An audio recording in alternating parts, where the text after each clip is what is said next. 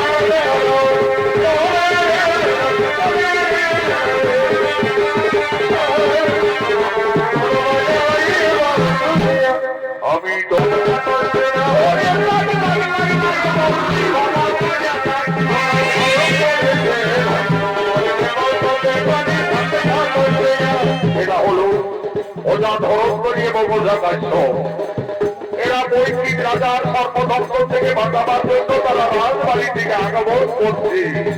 এই ওঝাদের অধীনে দুই হয় নৃত্যশিল্পী জিতেন কৈবর্তন ও মানিক কৈবর্তন।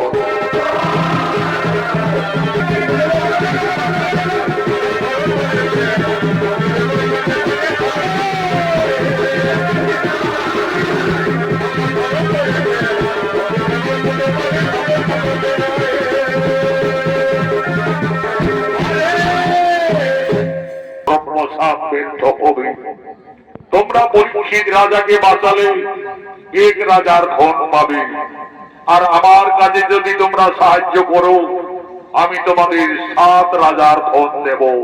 বলো আমার কাজে সাহায্য করবে তো? ঠিকই বলেছো ওজা ধরন্তরী, এই শালা নাক ঠিকই বলেছে। পরীক্ষিত রাজা বাঁচেও কার মরুক আমাদের দেখা নেই। ধ্যানের জন্য জীবন কাননের দিকে আগমন করেছে।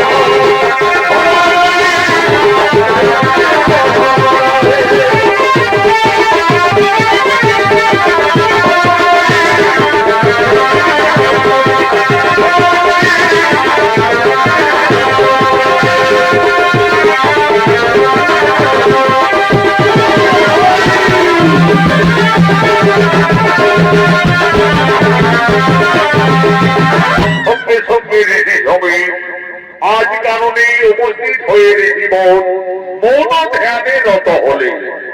এমন সময় হস্তিনার মহারাজ পরীক্ষিত রাজা মৃগয়া শিকারের জন্য এই কাননের দিকে আগমন করছে।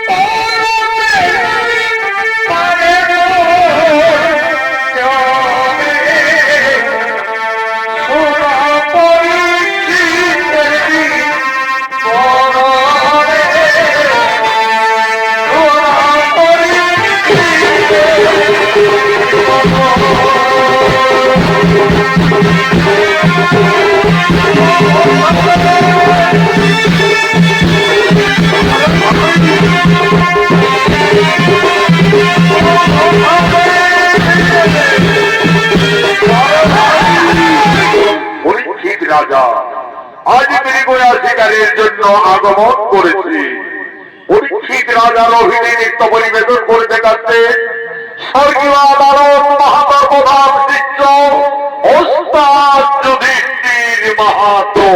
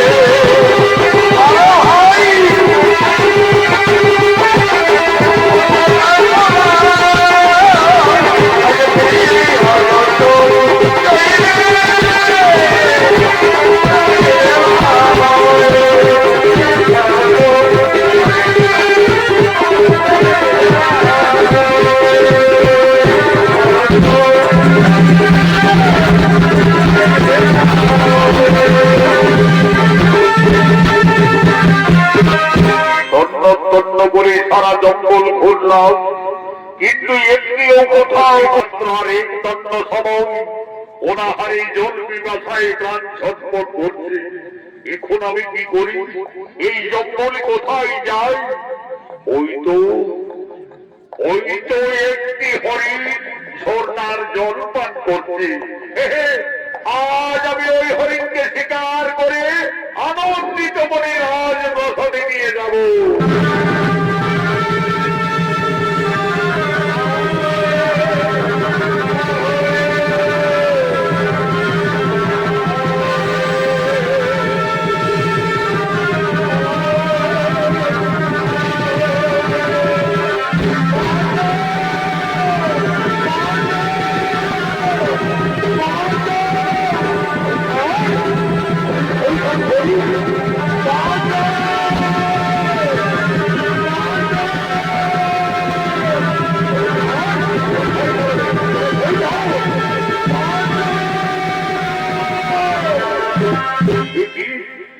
সর্বনাশ হলো, তীরবিদ্ধ অবস্থায় শরীরটি ছুটতে ছুটতে জঙ্গলে হারিয়ে গেল। ওই তো ঋষিবর সেখানে ধ্যানে আছে। ঋষিবর আপনার এই রাস্তা দিয়ে একটি তীরবিদ্ধ অবস্থায় হরিণ ছুটে পালালো। ঋষিবর আপনি বলতে পারবেন কোন দিকে গেল? ঋষিবর আমি হস্তিনার মহারাজ পরীক্ষিত রাজা আপনাকে জিজ্ঞাসা করছি, আপনি উত্তর দিন।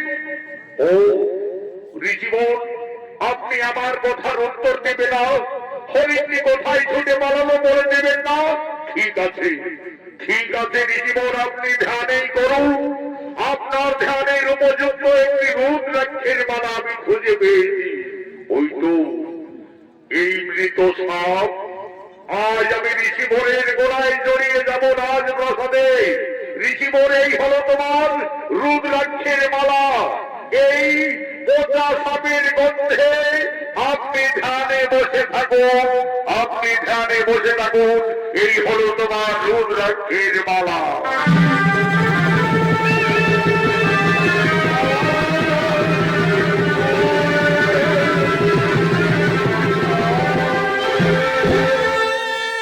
এমন সময় এই জঙ্গলের রাস্তা দিয়ে সমস্ত ঋষি কন্যাগণ জল আনার জন্য ঝর্ণাকে আগমন করছে।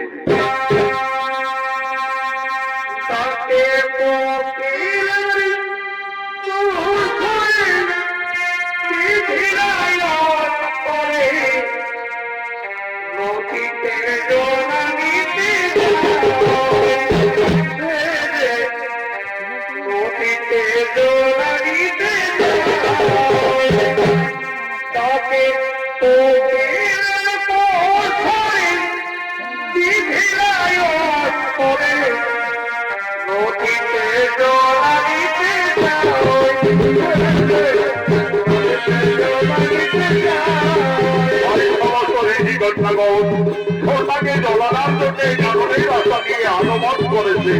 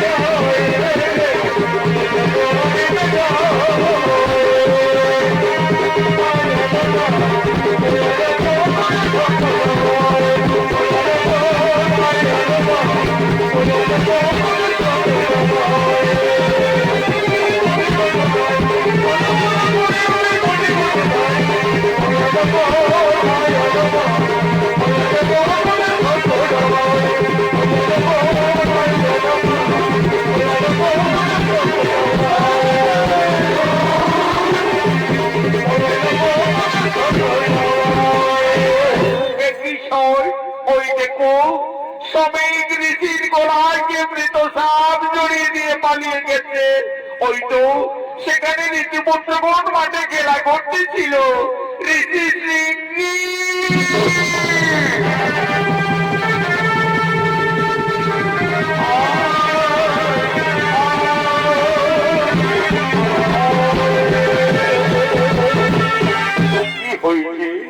কি হয়েছে তোমাদের ঋষি কন্যাগণ? ওই দেখো ঋষি সিংহি তোমার বিচার গোলায় যে মৃত সাপ জড়িয়ে দিয়ে পালিয়ে গেছে। আমার বিচার গোলায় এই মৃত সাপ জড়িয়ে দিয়ে কে পালিয়ে গেছে? এখনো ওই মোটা সর্পের গন্ধে আমার পিতা ধ্যানে বসে রয়েছে। এই মৃত সাপ আমার পিতার গলায় কে জড়িয়ে দিয়ে গেছে? এই দুরাচারী এই অপকর্ম করুন না কেন, শিক্ষিমণি তাকে অভিশাপ দিবে যে এই মৃত সাপ আমার পিতার গলায় জড়িয়ে দিয়েছে। সপ্তমীর মধ্যে তক্ষক নাগ তাকে করিবে বন্ধ।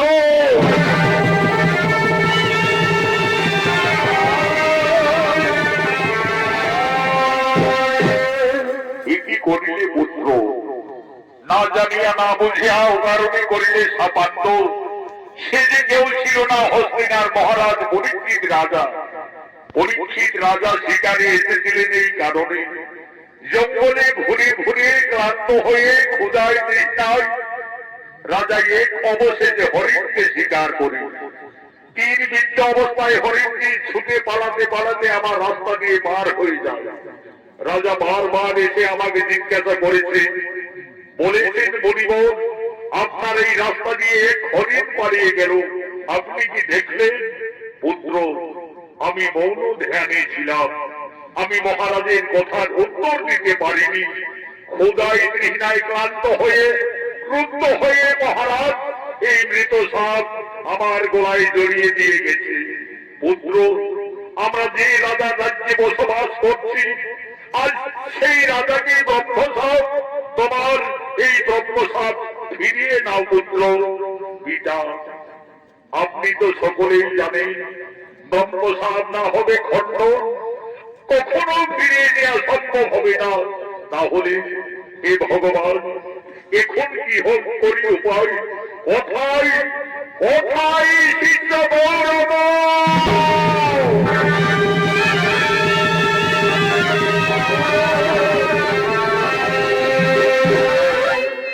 আদেশ করুন গুরুদেব। শোনো গৌরব, মহাবিপদ হয়ে গেছে। পরীক্ষিত রাজার উপরে পড়েছে ব্রহ্মসাপ। 7 দিবসের মধ্যে তক্ষক নাগ তাকে করিবে ধ্বংস। এই বার্তা মহারাজের কাছে রাজসভায় তুমি পৌঁছে দেবে যাও। তাই হবে গুরুদেব, আমি এক্ষুনি যাচ্ছি গুরুদেব, আমি এক্ষুনি যাচ্ছি হস্তিনার রাজসভায়।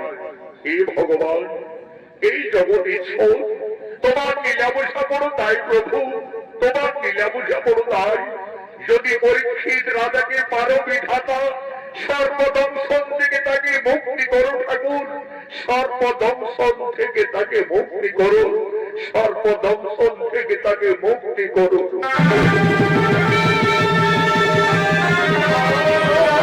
রাজসভার দিকে আগমন করছে।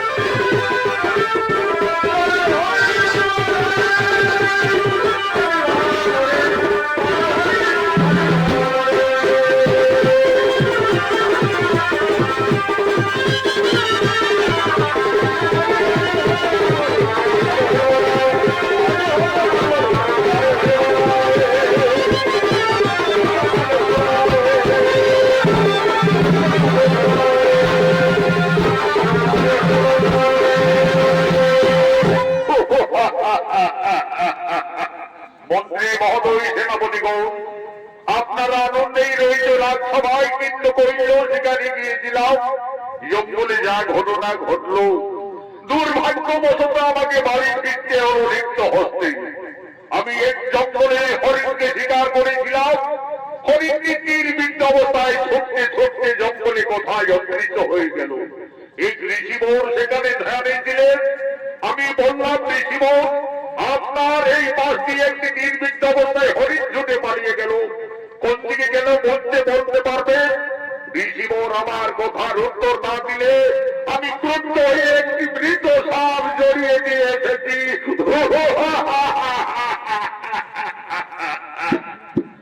কত হাসি ভালো নই গো রাজন, ও তো হাসি ভালো নয়। হাসির পরে আসিবে কান্না, হাসির পরে আসিবে কান্না, ভেবে দেখো দুনিয়া। তুমি ঋষিবর, কত হাসি ভালো নই গো রাজন, ও তো হাসি ভালো মহারাজ, শ্রমিক ঋষির শিষ্য গৌরমুখে প্রণাম গ্রহণ করিন। মহারাজ, বলুন ঋষিবর, আজ কি উদ্দেশ্যে আমার এই রাজসভায়? মহারাজ, আপনি কল্য জঙ্গলে শিকারে গিয়েছিলেন, ক্রুদ্ধ হয়ে শ্রমিক ঋষির গলায় মৃত সাপ জড়িয়ে দিয়ে এসেছ, তাই তার পুত্র সিংহীমণি আপনাকে অভিশাপ দিয়েছে। মহারাজ, সপ্ত দিবসের মধ্যে তক্ষক নাগ করিবে দংশন, তাই শ্রমিক ঋষি এই আদেশ দিয়ে পাঠিয়েছে। সপ্ত দিবস আপনি খুব সাবধানে থাকবেন। মহারাজ, সপ্ত দিবস আপনি খুব সাবধানে থাকবেন। এখন আমি আসি মহারাজ, এখন আমি আসি। সপ্ত দিবসী দক্ষ নাগ আমাকে করিবে দংশন। শান্ত হো মহারাজ, আপনাকে সপ্ত দিবস আমরা প্রহরার মধ্যে রাখবো। সপ্ত দিবসে উচ্চবেদীর মধ্যে রাখবো। আমরা সকলেই থাকবো আপনার প্রহরায়। দেখি কিভাবে দক্ষক নাগ আপনাকে দংশন করতে পারে। ঠিকই বলেছ, ঠিকই বলেছ সেনাপতিগণ, সপ্ত দিবস আমাদের খুব সাবধানে থাকতে হবে। আর আমার রাজ্যে যারা সর্পবিদ্যায় পারদর্শী আছে, সর্পবন্ধে পারদর্শী আছে, সমস্ত গুণী ওঝাদের খবর দেন যেন সপ্ত দিবস সকলেই আমার এই রাজসভায় থাকে। তাই হবে মহারাজ। আপনি এখন বিশ্রাম করবেন। চলুন মহারাজ, আমরা নগরে নগরে এই বার্তা পৌঁছিয়ে দিচ্ছি।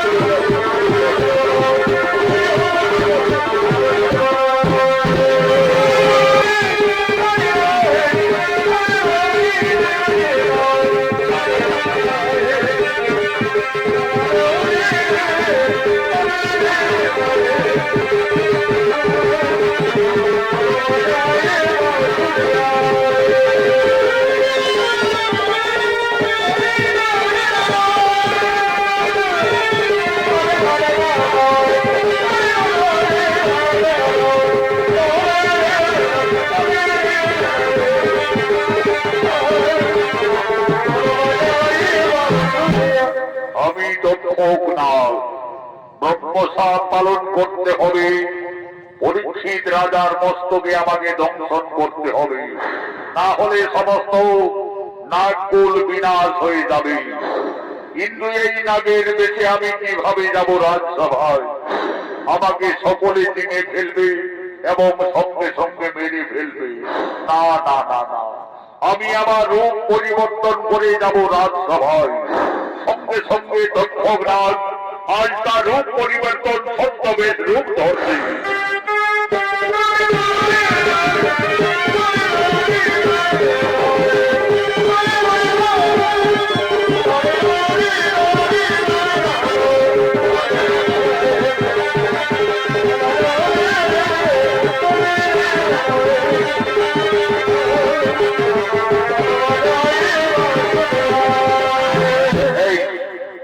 ব্রাহ্মণের বেশে আমি যদি রাজসভায় যাই তাহলে আর আমাকে কেউ নায়ক বলে চিনতে পারবে না। কিছুক্ষণ আমি এই বৃক্ষতলায় বিশ্রাম নিই, তারপরে আমি যাব রাজসভায়। পরীক্ষিত রাজাকে দংশন করে আমায় যুদ্ধে পালিয়ে আসতে হবে। এদিকে মহারাজ পরীক্ষিতকে সর্বদংশন থেকে বাঁচাবার জন্য সমস্ত গুণী ওঝারা একে একে রাজসভার দিকে আগমন করছে। আমরা ধরন করেছে বাঁচাতে পারি সাথে কথা সেরা আমরা ধরন করেছে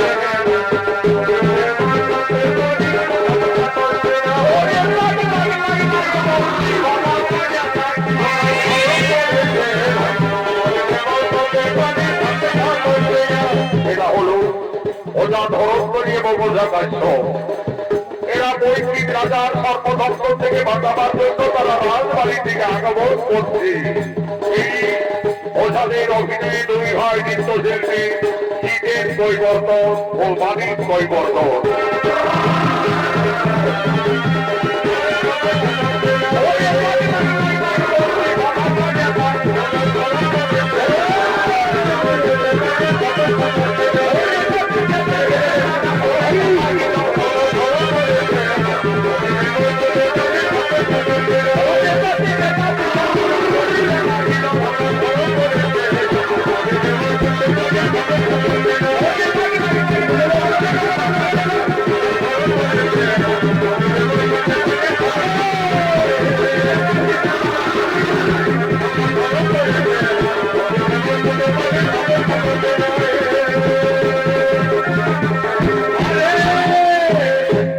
পরীক্ষিত রাজার নাকি সর্বদংশন আছে, আমাকে যেতে হবে রাজবাড়িতে।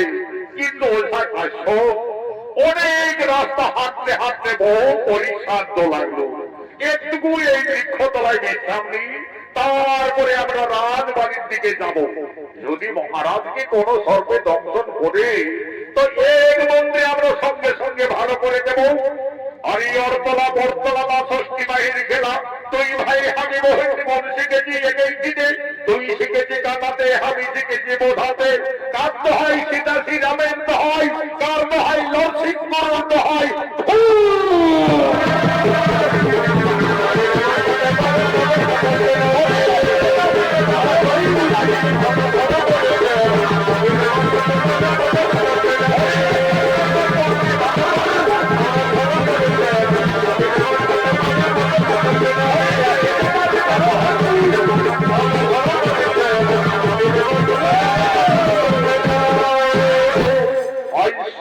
মায়াধারী দক্ষ সেই গুণী ওঝাদের দেখতে পায় এবং সঙ্গে সঙ্গে তাদের কাছে যায়।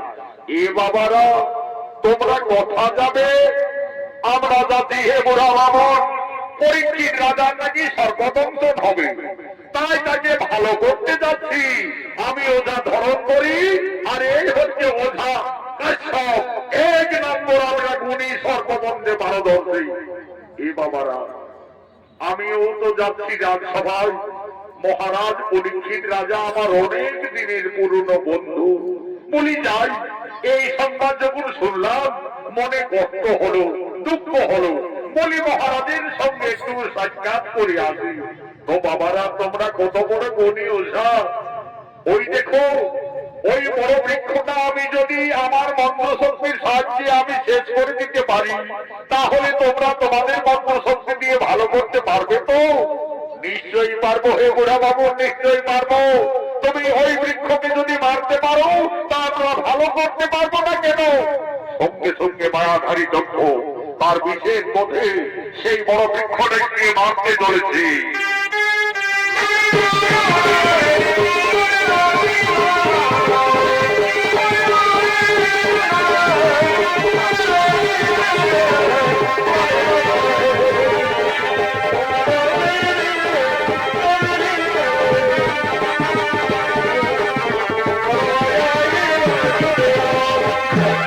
এই দেখো বাবা, আমার মন্ত্র শক্তির সাহায্যে আমি অত বড় বৃক্ষটাকে শেষ করে দিয়েছি।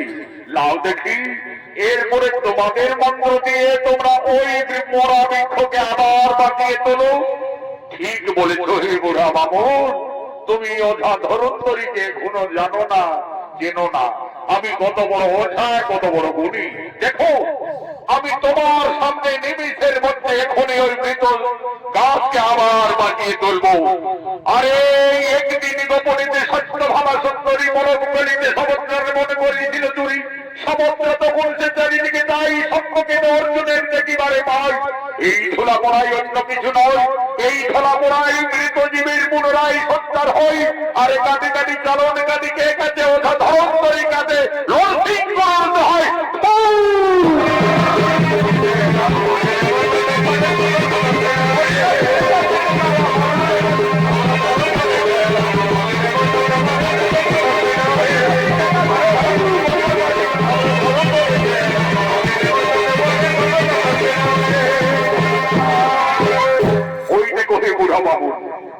দেখো দেখো, তোমার মৃত গাছকে আবার আমরা বাঁচিয়ে তুলেছি। বলি ওঝা গাইছ, এইদিকে শোন, এইদিকে শোন।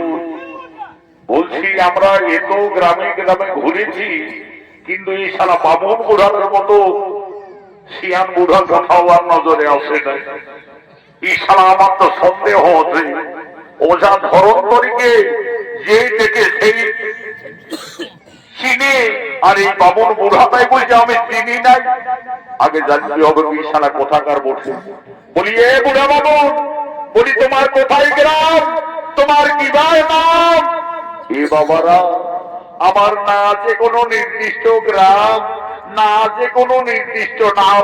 ওঝা কাছ এইদিকে শুন শুন শুন শুন, এইদিকে শুন। এই শালা নিশ্চয়ই কোনো মায়াধারী হতে পারে। কথা বলতে বলতে তার জীবকে আমি কাটা দেখতে পাচ্ছি। যদি মানব হতো তাহলে জীব কাটা থাকবে না। এই শালা নিশ্চয়ই কোনো মায়াধারী নাগ হতে পারে। এই বাবা, সত্যি করে বল, ওটা ধরন্তরীর চোখকে ফাঁকি দিতে পারিস না। তোর এক্ষুনি তোর মায়ের রূপ আমি দেখাচ্ছি।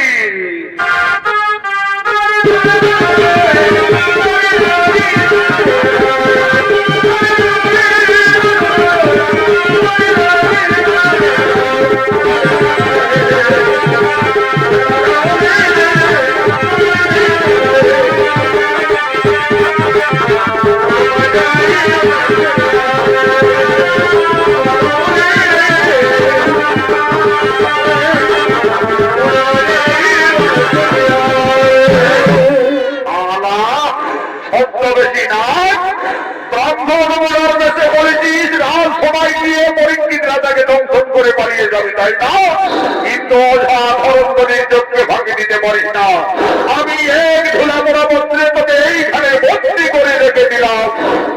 শোনো, আমি এই যজ্ঞক নাগ, ব্রহ্মসাপ পালন করতে হবে। আমি যদি পরীক্ষিত রাজাকে না দংশন করি, সমস্ত নাগকুল বিনাশ হয়ে যাবে, ব্রহ্মসাপ ব্যর্থ হবে। তোমরা পরীক্ষিত রাজাকে বাঁচালে এক রাজার ধন পাবে, আর আমার কাজে যদি তোমরা সাহায্য করো, আমি তোমাদের 7 রাজার ধন দেব। বলো, আমার কাজে সাহায্য করবে তো?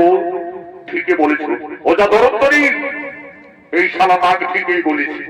পরীক্ষিত রাজা বাঁচেও কার মরুক আমাদের দেখা নেই। পরীক্ষিত রাজাকে যদি ভালো করি তো এক রাজার ধন দেবে। এই শালা নাগ আমাদের 7 রাজা ধন দেবে। আমাদের আর গ্রামে গ্রামে ঘুরতে হবে না। অনেক বড় লোক হয়ে যাব, অনেক বড় লোক হয়ে যাব। ঘরের ছানা পোনা বাচ্চা কাচ্চা সকলে আনন্দে দৌবেলা দৌড়ো, অভাবের চিন্তা থাকবে না।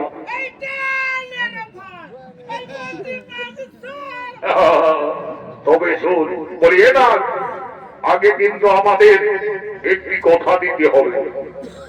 তোর মাথার মণি দিয়ে আমাদের চাই। যদি দিতে পারো তোর মাথার মণি, তাহলে তোমার কাছে আমরা সাহায্য করব। ঠিক আছে উনি গৌর, আমার মাথার মণি আমি তোমাদের দিব, কিন্তু আমার আদেশ, তোমরা এক মদরিকা ফল নিয়ে যাবে রাজসভায়। আমি সেই মদরিকা ফলে আশ্রয় নিব। তোমরা বলবে মহারাজ এই বল খেলে সর্পে দংশন করলে বিষ লাগে না।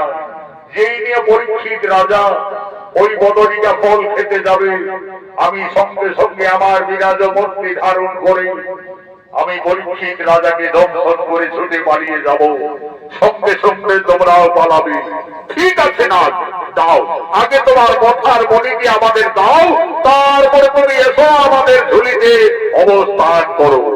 এই নাও, এই নাও আমার মাথার মণি, আমি তোমাদের দিলাম। এরপরে এসো না, তুমি আমাদের ঝুলিতে অবস্থান করো।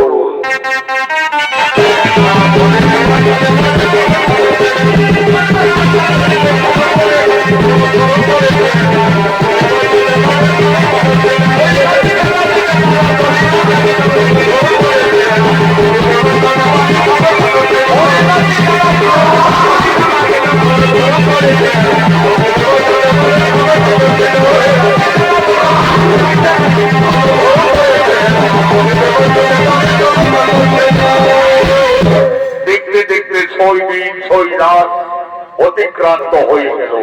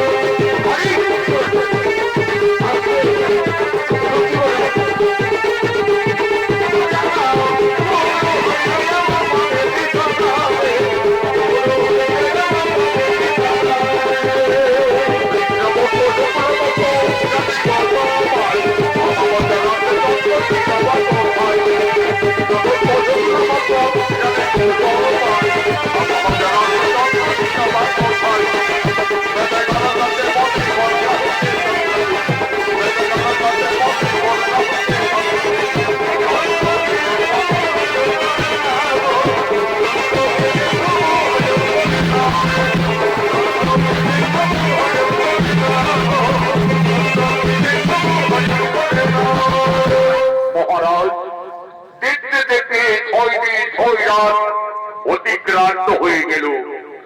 আপনার জন্মসবের আর মাত্র 1 দিন 1 রাত বাকি। এসো মহারাজ, উপবেশন করো। আর হয়তো আপনার কোনো ভয় নেই মহারাজ। আর 1 দিন আর 1 রাত পার হলে আর আমাদের কোনো ভয় থাকবে না। এদিকে ওঝারা পুনরায় আগমন করছে।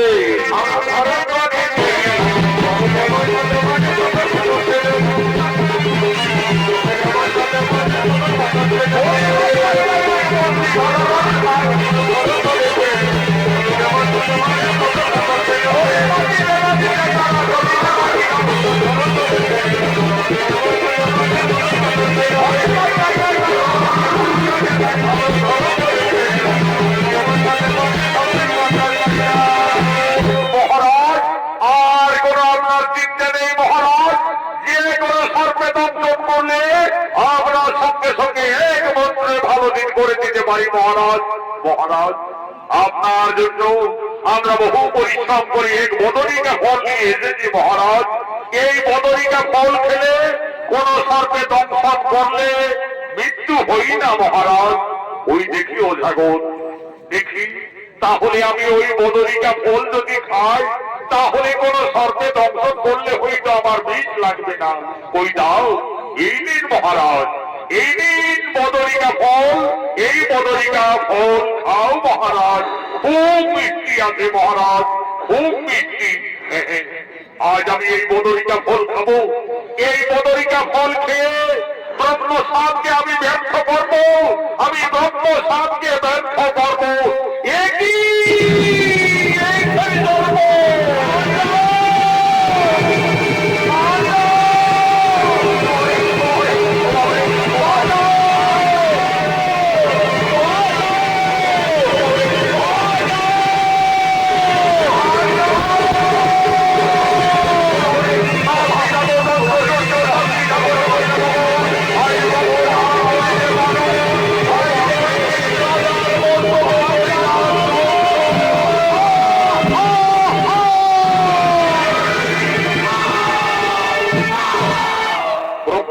ব্যর্থ হলো না, সপ্ত দিবসের মধ্যে তক্ষকনাগ দংশন করে পালিয়ে গেল। একই ভাই সেনাপতিগণ, এখন আমরা কি করি উভয়? কোথায় মহারানী?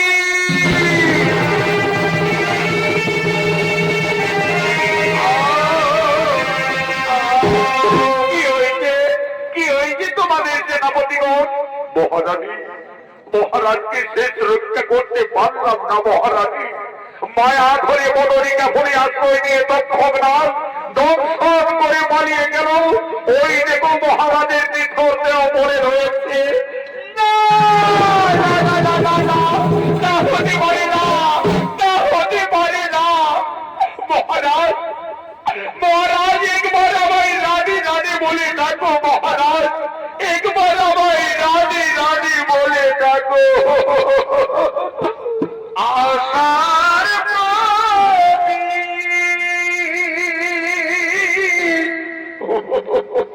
নিভে গেল গো,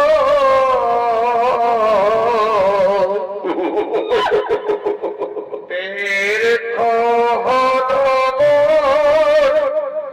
সারা জন। হতে পারি না, হতে পারি না মহারাজ। আপনি একটু আগে আমার কাছ থেকে খাবার খেয়ে এলেন, রাজকুমার। একই হলো মহারাজ, একই হলো এই বিধাতা, এই বিধাতা আমার মতো অভাগী নারী হয়তো আর এই পৃথিবীতে আসবে।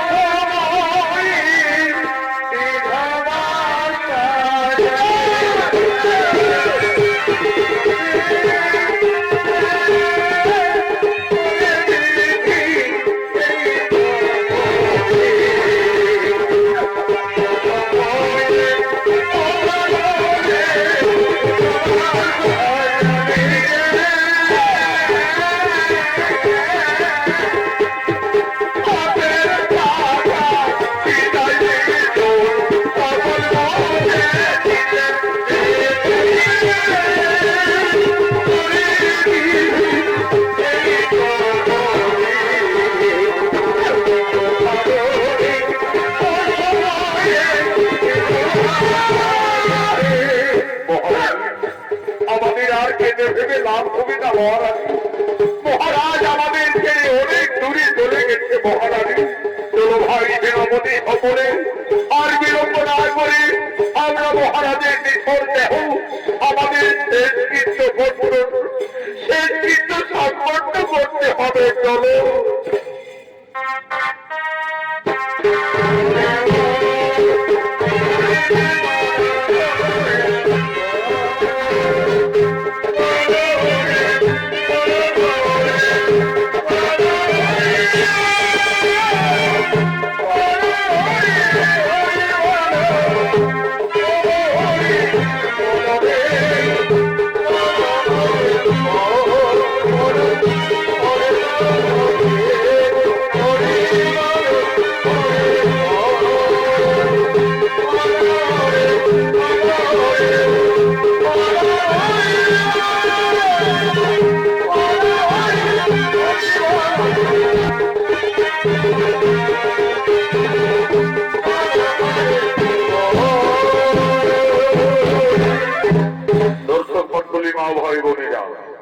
মহাভারত পুরাণের প্রমাণ অনুযায়ী ব্রহ্মসাপ ব্যর্থ হল না, সর্বদংশনে পরীক্ষিত রাজা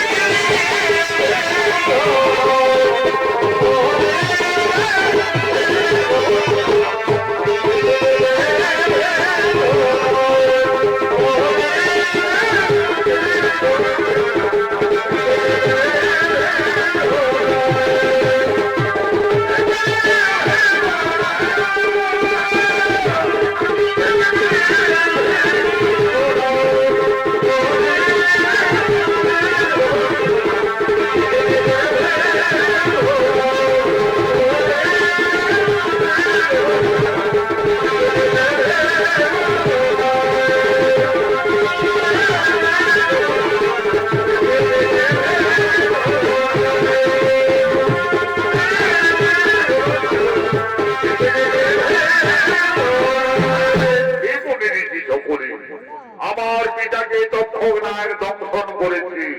আমি মনে মনে স্থির করেছি আমি সর্পযজ্ঞ করব এবং সর্পকুলকে বিনাশ করে দেব।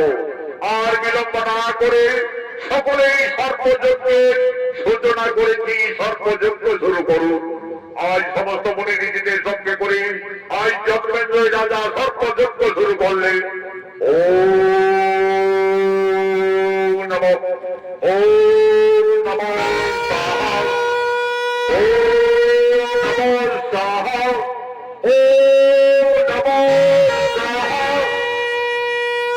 সর্বযজ্ঞের ত্রাসে যে যেখানে নাগ নাগিনী আছে এই যজ্ঞ কুণ্ডলের দিকে আসছেন ভক্ত হওয়ার জন্য।